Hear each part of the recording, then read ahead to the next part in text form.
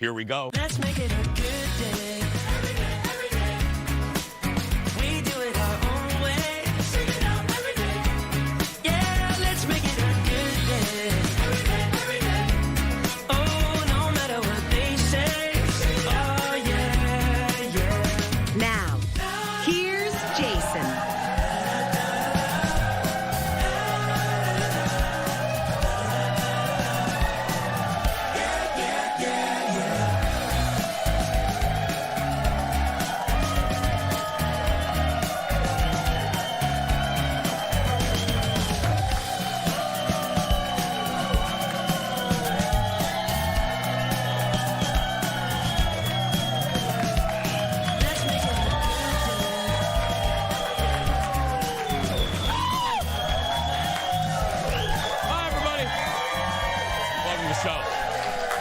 Welcome. Hi, everybody. This feels like a Monday to me, but it's actually Tuesday. You guys are a heck of a Tuesday crowd. Let me tell you, yeah. I'll tell you why it feels like a Monday in a minute. Anyway, welcome to the show. I don't care what day it is. I'm just glad you're here. First up today, get ready to feel like it's the year 2000 again. The flip phone is trying to make a comeback again. That's right. Look, audience, look at this. Check out this new phone dubbed the Callback 8020. It's being marketed as a digital detox device aimed at keeping people from being on their phone all the time. It can make calls and texts, but that's it. There's no touchscreen, there's no apps. The phone does have a camera for you to take your little nude photos, and you can record video. Not this audience, they would never do nudes. But anyway, it's... okay, actually, maybe. I'm sorry, they booed me there. Maybe they're exhibitionists. I don't know. Maybe this audience... We have an audience filled with OnlyFans artists. Anyway, yeah. We shouldn't clap at that, Thomas. Yeah. If you want it, yay for the naked front row. The phone starts at $500 and it'll be $500. That's stupid. Anyway, yeah, I'm sorry. It'll be available this summer if you want it. You're not stupid. The phone is stupid. Anyway, ladies and gentlemen, she's not stupid. She's one of the sweetest and smartest people I know. Filling in for Fallon, it's Erin Schwab.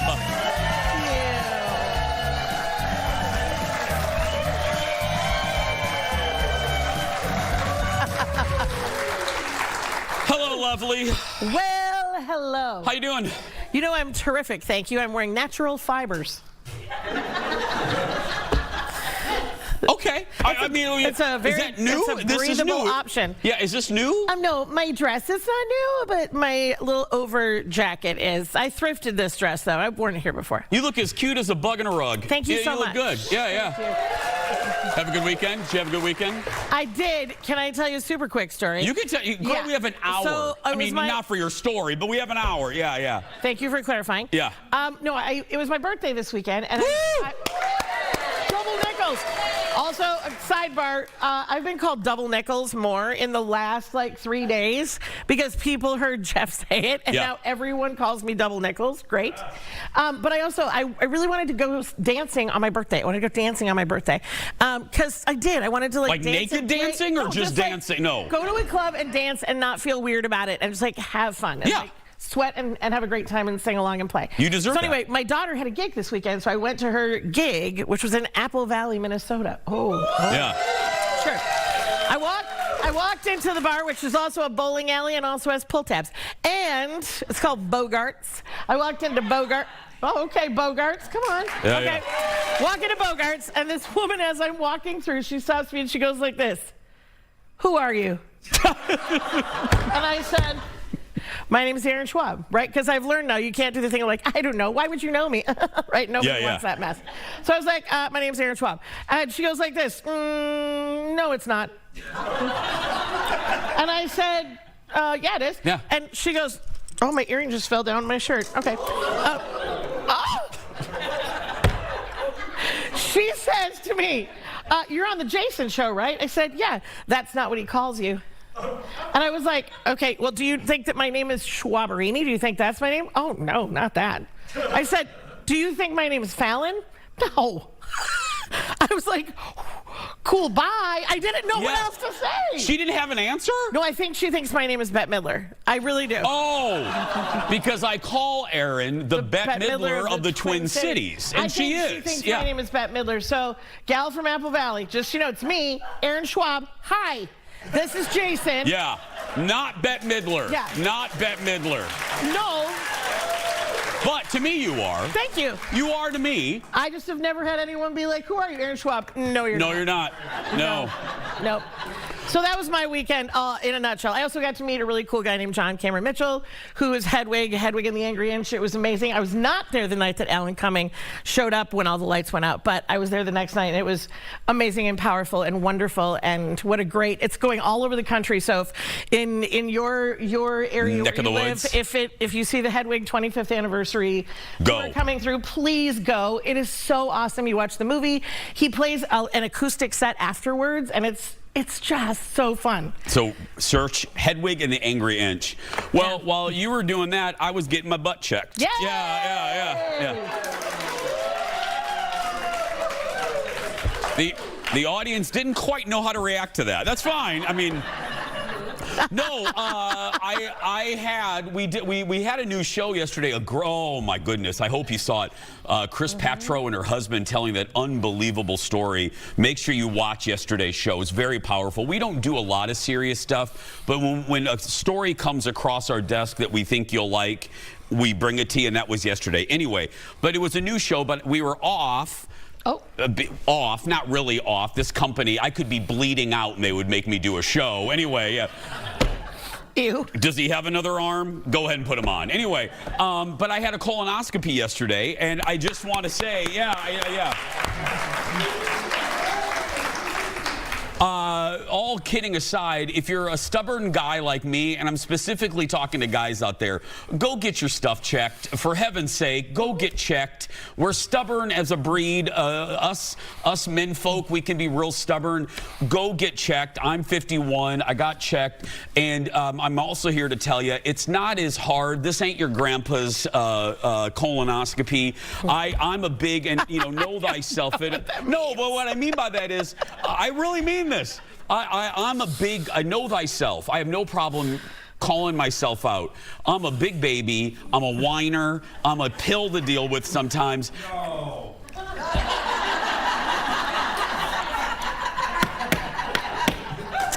Thank you. Yeah, whatever. But it was easier than I thought. It was the prep. They always tell you the prep is the hardest thing. Nowadays, it's even easier. We're lucky here. Now, I know the Jason shows across the country, but here in Minnesota, we have this organization called Minji. They're not paying me to say this. They were great. The prep for it, and I'm telling you all this because I want you to go get checked. The prep, it was so easy. It was basically 8 rounds of 8 ounces of prep that you could put in Gatorade. And I was shocked at how easy it was. Now, I will tell you. Oh.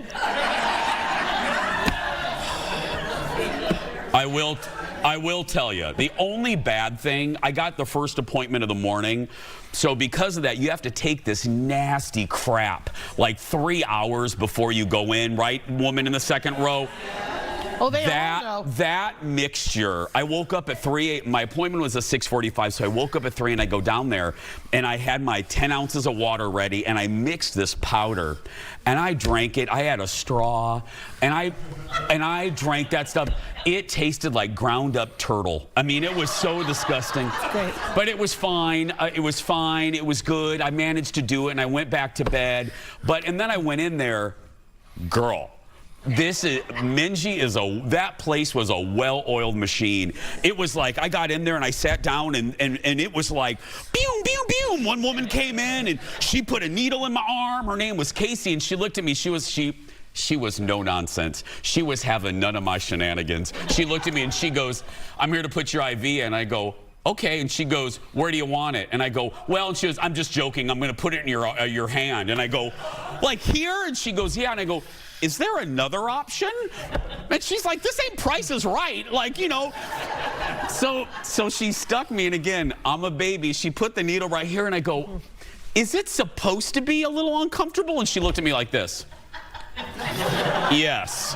But I loved her so much, and so she did that, and then she left, and then another doctor, and then the anesthesiologist came in. Oh, yes. To give me my good nap, and he comes in and he's like, hi, I'm gonna be putting you under, and I'm like, you're my favorite person today. And then the doctor comes in, the butt doctor, and he's like, hey, I'm here. And then they wheel me in, and they're like, flip to your left, and I flip to my left. It was like I flipped to my left, and then the anesthesiologist is looking at me, and he goes like this. He goes, okay, Jason, where would you like to go? And I go, what? And he goes, on your little vacation. And I go, I would like to, and I was out. That was it. I was out. Yeah. And I woke up like this. I woke up, and like 30 minutes later, man, I was like, oh, hi, and there's Colin. I felt like the Wizard of Oz. I'm like, you were there, and you were there, and you were there. And I woke up, and I'm like, oh, God. And the doctor comes in, and I had a few polyps, but they're small. So luckily, I got them checked, because that's the whole reason to get checked. And the doctor looked at me, he goes, you're a good girl. And I'm like, okay. And then I left. I got some snacks. And Colin, I'm a little wobbly, and I'm real high, which I was like, can I get this stuff at home? And then, you know, and I get in the car, and Colin looks at me, and he goes, because I couldn't eat on Sunday, and Colin goes, where do you want to go? And like some sort of unfed animal, I go like this, McDonald's. You know what I mean? Like, just take me to McDonald's, yeah. So I ate those breakfast burritos like I hadn't eaten in 5 years. I was so happy. Anyway, go get checked, your boobs checked, your skin checked. Go get your colonoscopy. It's easy. It's easier than you think. I want you to be healthy. We'll be right back with the hot dish. Stay with us, everybody. Coming up next in the hot dish, we are going to remember two giants, Clive Davis and television legend James Burrows. That's the hot dish. Then our special guest, Mod Sun, live in studio. That and more when the Jason Show continues.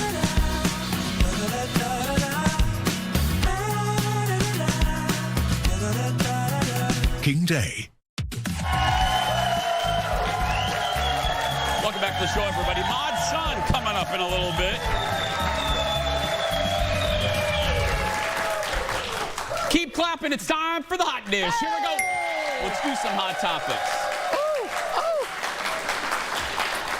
Okay, we're going to do some remembrances today. First up, remembering a pair of legends, and we begin with this, with him. The music and TV world lost two greats over the past few days. And like I said, we were kind of off yesterday, so I didn't get to talk about one. First, the man who shaped our music tastes for 6 decades. No joke, Clive Davis, that man right there, passed away Monday at the age of 94. The record producer, executive, maestro, signed some of the most iconic artists in music history.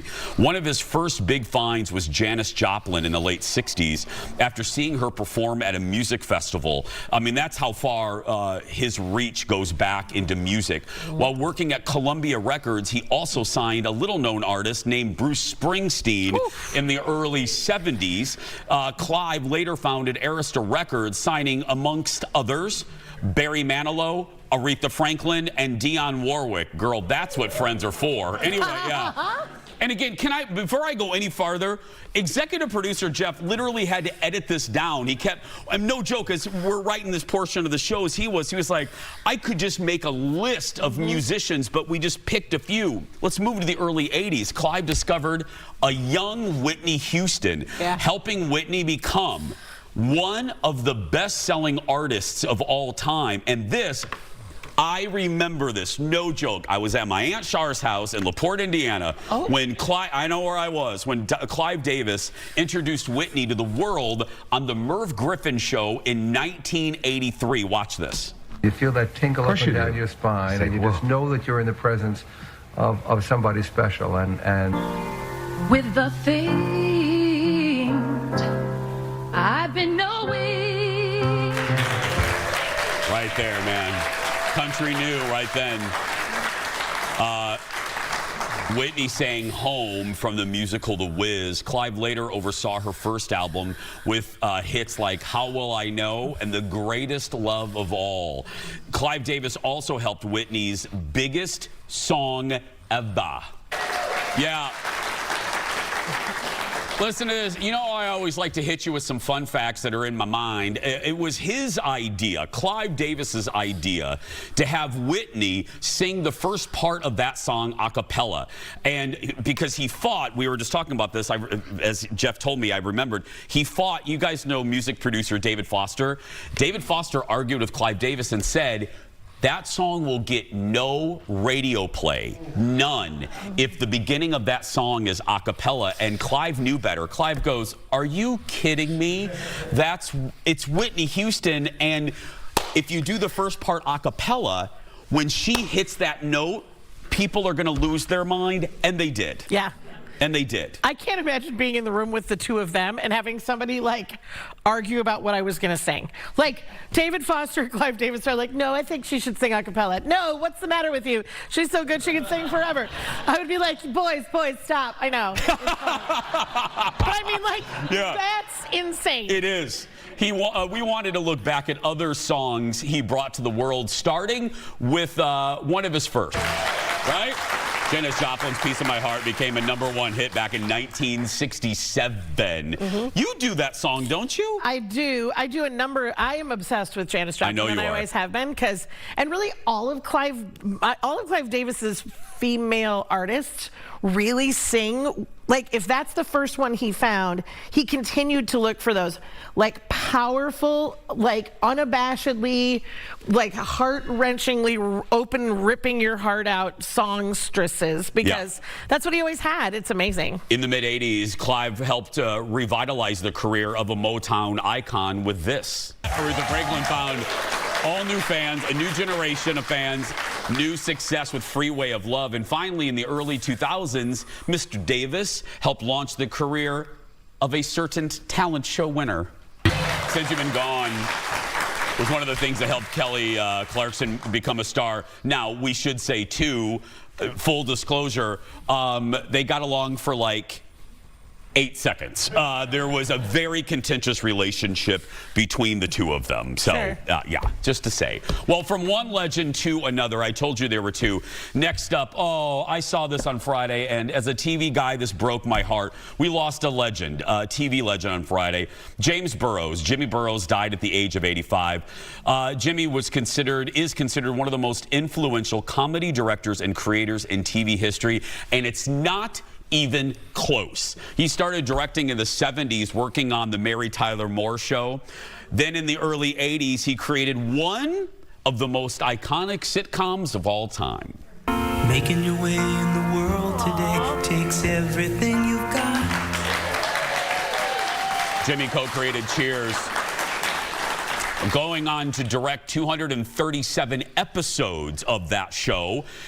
He had another hit, and I should say, too, he was also responsible, and it's hard to do spinoffs. Jimmy helped the Cheers spinoff, Frasier, become one of the most successful spinoffs, if, in my opinion, the most successful spinoff in TV history. Now, let's move to the 90s. He had another hit with NBC in the mid-90s, a little bitty show called Friends. James directed the show's pilot and more than a dozen other episodes of the show. And he was the one that when the show started, he put, and you saw this so sweetly shared by a lot of the Friends cast, Jimmy knew what was coming to those young actors. He forced them all to go to Vegas for the weekend to bond. And there's a great sweet photo of all of them on a private plane that Jimmy flew them to Vegas to bond, because he knew that they would need to bond in order to survive the fame wave. He also oversaw another huge hit for the Peacock Network, Will and Grace. Besides directing every episode of the show, Jim was also the executive producer. I'm not kidding you. There is no, I mean, look, Stephen Bochco, we have Dick Wolf now, Taylor Sheridan in years will be known on the Mount Rushmore, but Jimmy Burrows, there's nobody. Taxi, I didn't even mention Taxi. I could literally, I love Taxi. I'm not kidding you, audience. There isn't a show that you love. I mean, sorry. there is a show that you love, guaranteed, every human, I don't care, that Jimmy has touched. And read his book, by the way. Read his book. It's amazing. I love that. Yeah. Next, one of my guilty pleasures is back on Netflix, and Aaron and I have a lot to say.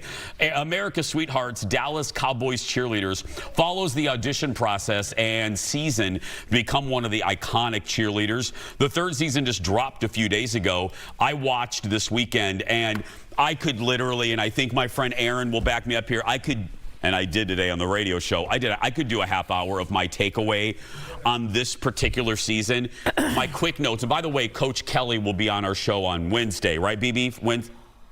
Later in the week, yeah. Here's my takeaway. First, to the producers. Guys, I like this show still, but just like, remember when Love is Blind did too many episodes in the pods? Guys, you're season 3. You did too many episodes of the audition round, and you only left 2 for the in-season drama, which I do not understand the calculation there. Next, I gotta tell you, my takeaway, especially from the penultimate episode, is social media is the bane of all of our existence. It really is. There is no, and I mean this, I got to tell you, even with me and the job that I do, which is talking about pop culture and being snarky, I'm going to further, I already check myself, but seeing what these young ladies go through, seeing the hate, the vitriol, the misogyny, the violent, the gross comments that people make at them. There's a sequence in the penultimate episode where it's a montage of all of these young ladies coming off the field after a long day. And these are athletes, let me say. These are cheerleaders. They are athletes. They get done off the field, and there's a shot of them, Aaron, that broke my heart. They're all on their phones reading the instant reaction of all of us on Reddit, and it's disgusting. Some of the things, the fact that people have an instant access to all public people is so destructive and so gross to me. What's your takeaway, my friend? Well, I have a couple. I'm not to that Part of episode yet. I think I'm on 5. I feel like there's been a shift in how the main coach, well, actually both of them, but especially the one with the dark hair, Kelly, is talking about the girls, and I do not enjoy it. I think it is much more pointedly about their physical presence, their physical body, and she even got called out by one of the other coaches by saying, like, we've never had a height requirement. We've never stated anywhere that you have to be this tall. And now all of a sudden, this is all that you're focused on, is this, like, that's not something you can physically even change about yourself. And so you're going to bring them in here and then be like, no, too short, can't do it. But I feel like in the past, how they've spoken about these women being athletes, being how they take care of their bodies, how they work their bodies so hard. They had so much respect for how they were speaking about women's bodies, and I don't feel that right now. I feel like they are talking about them and being really shaming and really negative, and it's not going well for me. I will tell you, continue. I don't know if it will completely change your feeling of the coaches. There is a revelation that happens with the coaches in episodes 6 and 7. Okay. There is a shift that even the ladies acknowledge, the cheerleaders. There's a culture shift that is led by Kelly and the other one. Just continue and let me know what you think on the other side. Yeah, that touches on what you just said in part. Yeah, there's a culture shift. The Dallas Cowboys Cheerleaders on Netflix. More Dish when we return. Back in a moment.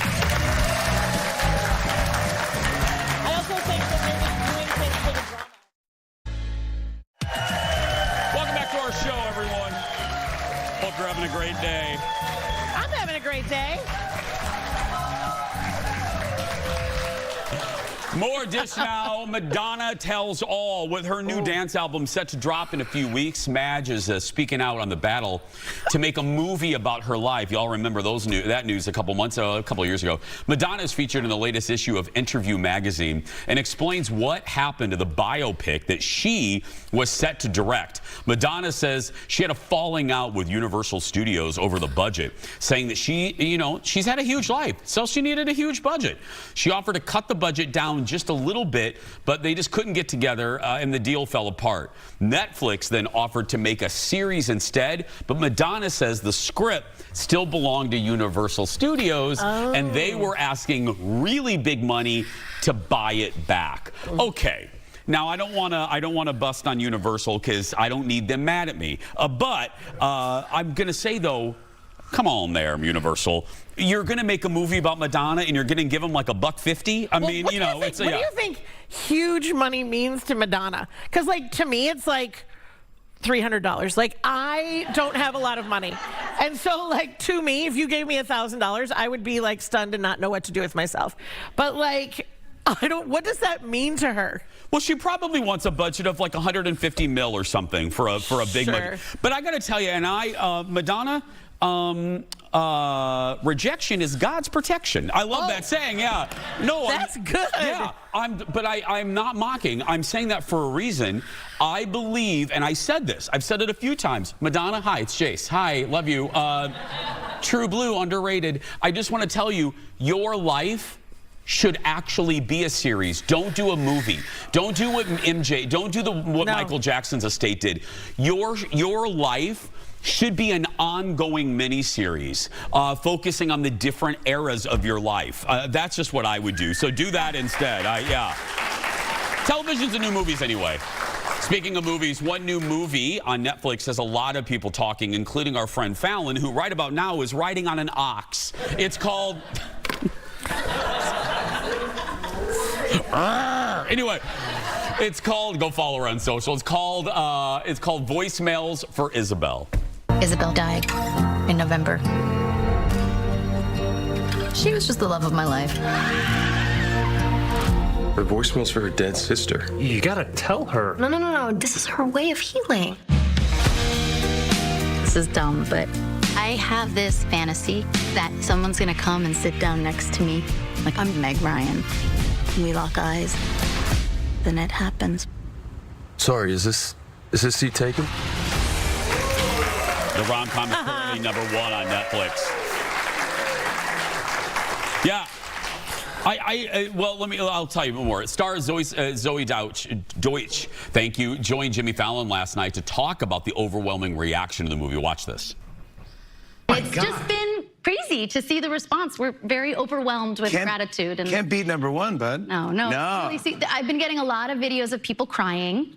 By the way, everyone is videotaping their reactions to voicemails for Isabel, and and just crying. Yeah, a lot of these are happy cries. It's so beautiful. It's good. It's cathartic. Really beautiful. It's a cry off. Yes, you should get good. Yeah. Please keep sending us your crying videos. We love you. Really, it means a lot. Dear audience, if she looks familiar, if Zoe looks familiar, it's because her mom is Back to the Future star, an 80s icon, and Minnesotan Leah Thompson. That's her mom, yeah. Fallon was literally on an ox, riding an ox, and was Instagramming about how good the movie is on her vacation. This feels right up her wheelhouse, for sure. Like, I also love stuff like this. So I will totally watch it. Anything sort of teen trashy or like young romancy or any of that, I love it. I'll be quick about this, Jeff. I know. I'm telling you, this is what Hollywood needs to put in theaters. Our buddy producer, Patrick, I'll be very brief, talked about this. He goes, you know why the summer box office is up and down? It's because Hollywood doesn't speak to Gen Z. You know, back in my day, we had John Hughes to speak, you know, the Goonies and John Hughes movies. Think about it, audience. There's really not a lot of filmmakers speaking to a younger audience. If they would have put, mark my word, if they would have put that in theaters, it would have been #1 this weekend. It really would have. Hollywood needs to learn a lesson. And it's just not about going to YouTube. We're going to take a break. We'll be back right after this. What the hell? Welcome back to the show. Don't forget the Jason Show is across the country.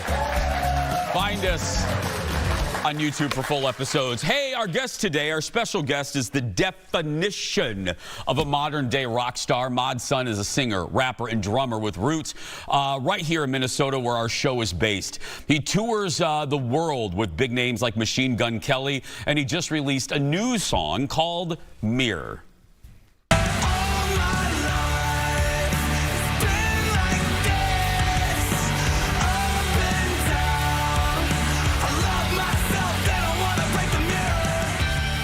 That's right.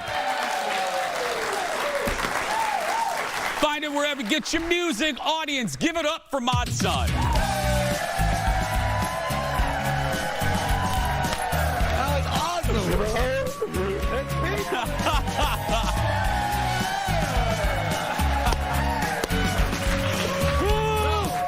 Right there, my friends. Seat one right there. Come on, man. How you doing, buddy? Bro, this is really cool. How you doing? I just gotta say, this is the first time I've got to do this, like, sit with a couch or a talk show. I love it. I didn't know there was gonna be people There's here. people. All right, you gotta focus me. Live TV. Yeah, focus, hold on, focus. Tell me the rules. Here are the rules. Focus. My mom's here. Yeah, and your sister, who I know. I've known your sister for 80 years. Yeah. 80 years. Should I take off my glasses? That's like respectful. You do Mom? what you want to do. Yeah, glasses off? Okay, Glasses, cool. okay, yeah. All right, okay. All right. Oh, don't drink that. That's Don't drink no, that. don't. That's from What are we doing here? That's from Aaron Schwab, and you don't want to know what's in that. Okay, relax. Do I call you Mr. Sun, Mod? What do I call you? Mod. Okay. Mod. Number two, how many tattoos do you have? Oh my God, bro. Lost count, like in senior year. Seriously? Yeah. Oh my Can God. I tell you? Okay, you're gonna Tell me anything. I talk too much, guys. But no, it's fine. That's what a talk show's for. First tattoo Just I ever don't got. cuss, or my executive producer will pee on himself. I know that. Yeah. Beep, beep, beep. Yeah. Okay. My first tattoo. Okay. One of my friends passed away when I was a freshman. Okay. Okay. My mom, I was like, Mom, I want to get a tattoo of her initials. She was like, I never had to deal with something like that when I was a kid, so if that's what you feel will be great for you. She's like, okay, I'll let you do it. So I said, I'm going to get a tattoo this big, right here. She took me there, she signed the papers, and she left. And I came back with half a sleeve. Dude, I'm not kidding. I was grounded for a year, but I went to school the next day, like. Yeah. You just literally. Never wearing sleeves again. Literally. Mod just got ungrounded yesterday. Yes, that's right. Yeah.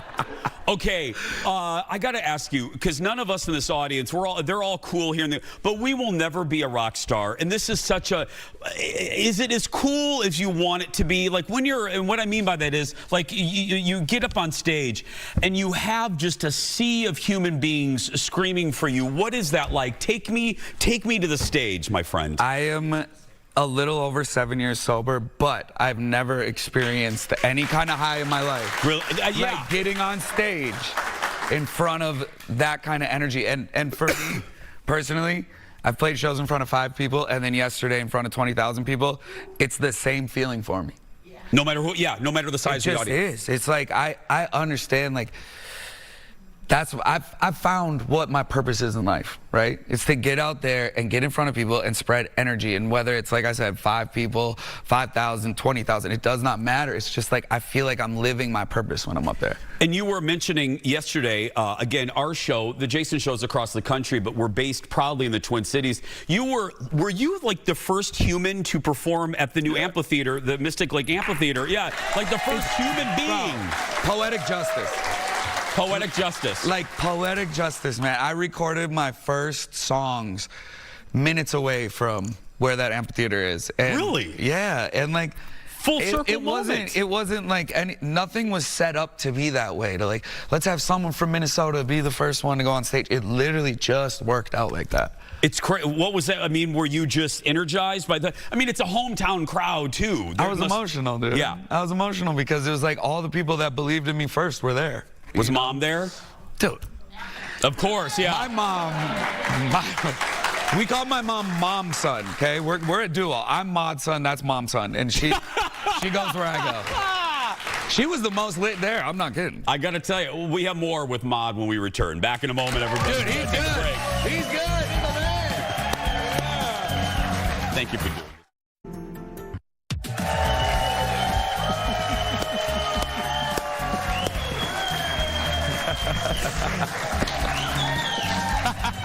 Mod Sun is our special guest. Hey, you brought it up right away, and I'm so damn proud of you because again, I feel Does like that the family. count as a? I can say that a little bit. Yeah, all right. Let me know the rules next time. Yeah, but because I've known your sister Danielle for years, I just want to say, and the audience clap for you too. Congratulations on your sobriety journey. Thank you. I mean, and I mean that. What's that been? How transformative has that been for you? Well, it's really been the best because what I believe so hard in show not tell, okay? And so what I mean by that is like the sobriety community. Now I needed to get sober. It was like a thing. It wasn't a choice. It was very much like your life changes now, you know? I got a second lease on life, right? Let's just say it like that. And it scares a lot of people away because the sober community can be very, you got to change all your friends. You can't go out anymore. No staying out late. You got to change everything. And I was like, I want to be the opposite of that. I want to keep all my friends. I want to still go out, enjoy time, party. Okay, I'll be the last one up at every party. Yeah. And my goal is to show people, not be like, hey man, I think you have a problem. I want to be like, hey, I'm gonna stay up later than you tonight. I'm gonna party harder than you. I'm gonna have more fun, and I'm gonna be sober the whole time. And to just show, life gets more fun. Yeah. People get scared. They think life gets boring, less fun. You have to change everything. And it's like, I didn't do any of that. No, there can be connective tissue between being sober and having a great time and still now partying. The discipline is what gives me that feeling, right? The discipline of it, being like, I made a promise to myself, I'm sticking to it, and like that gives me so much joy. And just for anyone out there who's, you know, an artist specifically, you know, Van Gogh's ear, dude, it's been a thing. You just think you have to be tortured to be an artist. I was going to say, creatively, how has it fueled you? I got better. I got better as at an everything artist. I do. Yes. You know, you get scared. You think like, this is fueling my artistry. It wasn't that at all. It wasn't at all. No, and it's not. That's not the case. You know, we just grew up. You know, the 27 Club. We idolized chaos. You know, and chaos was a part of my family. You know, my father passed away from that lifestyle, and it was like I'm breaking the DNA. You know. That's fantastic, man. I mentioned at the top the amphitheater, and you performed with MGK. What is that? What kind of venue? Because you know when you perform, you know this. When you perform with someone, or even me doing a show with Erin and her Magic Cup, there's he's good. That's a callback. It is a callback. There is it's like a ping pong game, and a rising tide raises all boats. Yes. What's it like working with the energy of that man right there? Oh, dude. I mean, that's been my best friend for 13 plus years, okay? My best friend. And I was fortunate enough to find a best friend in this life. Like, that is someone we rely on each other. Oh. Yeah, and you know, it'd be great to have a huge group of best friends. I have one, you know, and I'm very lucky that I found someone. I mean, that's my brother, that's my family, so I get emotional watching. You know, I know everything he's gone through to get there. He knows everything I've gone through to get here. And a lot of artists, to be totally honest, you get 3, 4, maybe 5 years in the game. We've both been doing this for 2 decades. So the gratitude is much higher than any accolades. Like, we are grateful, you know. Every time we step on stage, it's a ritualistic thing. We say thank you. Like, we understand how fortunate we are. Because it's so futile. I mean, fame. And fame can go away. Absolutely. It can be over tomorrow. Do you still enjoy the process of music? Do you still love get something, any type of nourishment from it? Well, that's the only part that belongs to you. Is when you're making it, right? I'm here, you know, my love language just in general is acts of service. So like, I'm an artist, being an artist, it's an act of service, okay? But when you are making it and creating it, that's the only time it truly belongs to you. Once it's out, it is not yours anymore. It's for the world. If you were making music and being like, you know, artists will say this all the time, I make the music for myself. Sure you do, then just don't release it. If it's just for you, don't release it, okay? But you're putting this song out, it's for the world. It's an act of service. So like, and you also can't control how the world accepts that music. Ever. No one's got a crystal ball. I mean, the whole thing with artists is they always think, this is the song, this is the one. And if you have a great team around you, they'll be like, it's a good song, but this is the one. The people will understand this because, you know, self-awareness is a superpower. It's very hard for an artist to ever see themselves, or people in general, to see yourself the way the world sees you. We have about 30 seconds. Yeah. What's left on the list? No, I know. You know how TV is. I know. Believe me, dude, I would give you the rest. If this could go 2 hours, yes I would. Yeah. and no for the rest of the You're time. right, exactly. In 30 seconds, what's left on the list, my friend? Because you, like you said, you have gratitude. You have nothing else to prove. What's left on the list for you personally? What's down the road? My career has been the most beautiful journey ever. I'm so happy for it. I do have a new album coming out. Worked really hard on it. Just signed with a new label. Very proud of that. But beyond all that, I want to be the greatest dad of all time. What a pleasure, my friend. Yeah. Please come back. Yeah. Please come back. Give it up for Mod Sun, my friend. Follow him on social media. Head to his website. Jimmy Kimmel, watch out. That's right. Hey. ModSunMusic.com. We'll be right back, everybody. That was great, man. Thank you so much. We'll come over here. It is time for Here's the Deal with Jason. Your chance to save money on great products from our friends at morningsave.com. The QR code is on your screen right now. Let's welcome Deal Diva, Aaron Schwab. What do we have? Thank you, Jason. All right. You know what? First up, we have the Watt Bricks Portable Power Station and Solar Panel Bundle, okay? It is a must-have for anyone who travels, goes camping, goes on family road trips. You get reliable power on the go, even when you're off the grid. Woo! And even better, it fits in your hands and weighs less than 2 pounds. You get multiple charging ports for your computer, tablet, or phone, and a solar panel to keep it charged. What's the deal, my friend? Here's the deal. This can cost up to $149. Today, it's only $39.99. That is a savings of 73%. That is fantastic, and that is so light. What is next, my friend? Okay, this is a good one. And it's a doorbuster. Woo! All right. This is the Lomi Care Aqua Floss Plus Rechargeable Water Flosser. Okay. Oh, that's a mouthful. I love these. You get 1 flosser and 4 replacement tips. Dentists love these things. Features 3 cleaning modes and a rotating nozzle to help you customize your cleaning. And best of all, it is rechargeable. I love that. So you got no cords in the bathroom. What's the deal, my friend? Here's the deal. This can cost you up to $80 retail, but today, $15. Woo! That's a savings of 81%. And remember, it's a doorbuster, so you can only get 3. Only 3, my friends. That's right. What do we have finally? Finally, listen, I wore these all weekend, okay? Yes, you did. These are a treat for the feet. Woo. These are Aerothotic Felice Arch Support Flip-Flops.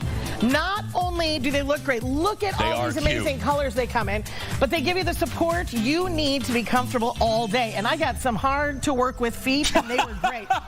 Seriously, this shoe encourages a natural stride and supports proper posture. Okay. Choose from all of these colors, sizes 6 to 11. What's the deal? Here's the deal.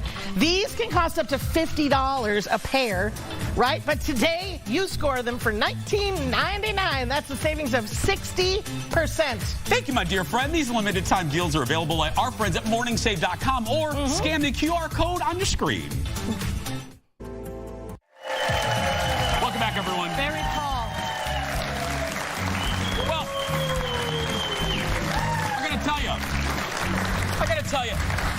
I'm going to tell you, dear friend, you know, I always tell you when celebrities come, like, what the real deal is.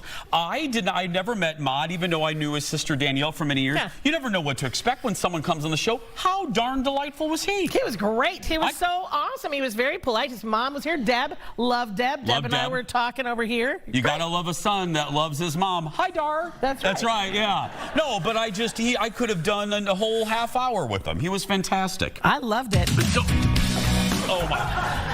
Oh my God, that music was very loud here in the studio. Are you okay? Oh my God, I think I just had another colonoscopy. Oh my gosh. Oh, wow. I think another polyp fell out. Yeah. Tomorrow, Stephanie Hansen is my sidekick. Really? She's here tomorrow. Go out and be yourself. We'll see you tomorrow, everybody. Oh my goodness. Okay.